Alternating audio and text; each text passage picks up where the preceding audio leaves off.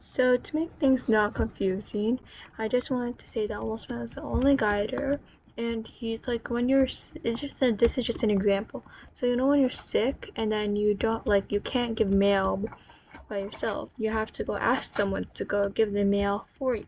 So it's like Allah subhanahu to ask the Prophet the Prophet Nuh, so his job was to go guide the people back gently and kindly. So Allah subhanahu asked him to go guide them. Okay, so the Prophet Nuh called his people for 950 years. He invited them day and night, public and private. He warned them gently and reminded them kindly, and encouraged them with hope. But most of them rejected him. They covered their ears, pulled their clothes over their heads, and mocked him. Also, I want to mention 2 verses when the Prophet Nuh was intimidated, frightened, and when he was asking Allah for help. Okay, so it's Surah Qamar, and it's Surah Qamar chapter 54, and it's verse 9. Okay, so it says, وكذبت قبلهم قوم نوح فكذبوا عبدنا قالوا مجنون وازجير. Okay, so the translation is, before them, the people of Nuh denied the truth and rejected our servant, calling him crazy, and he was intimidated. Okay, so the second verse is like the verse after it. It's still 54:10, so it's Surah Qamar verse 10. Okay, so he cried. Wait, sorry, just one second. It's فَدَعَا رَبُّهُ إِنِّي فَانْتَصِيرٌ. So the translation is, so he cried out to his Lord, I am helpless, so help me.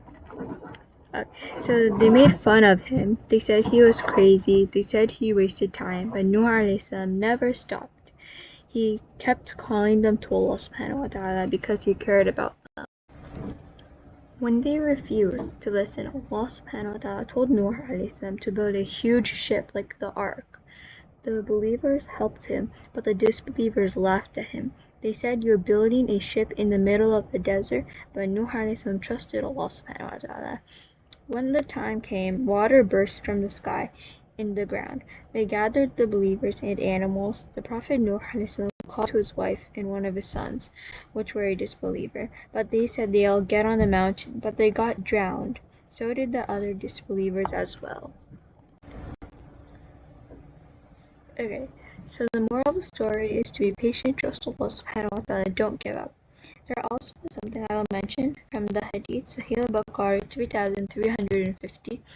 The first messenger sent to earth was Nuh alayhi, and in Sahih Muslim 197, Nuh alayhi will be the first called on the day of judgment.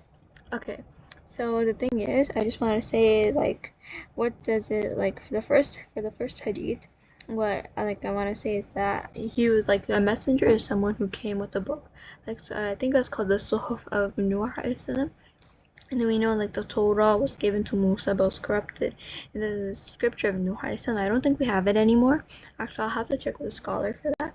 Also, by the way, I'm not a scholar, but I took this from reliable sources, true sources. So Jazakallahu khairan for watching this, and Assalamu alaikum wa rahmatullahi wa barakatuh. Alhamdulillahi Rabbil Alameen, wassalamu ala rasulillah, wa tukramu Allah wa tukum bil khair.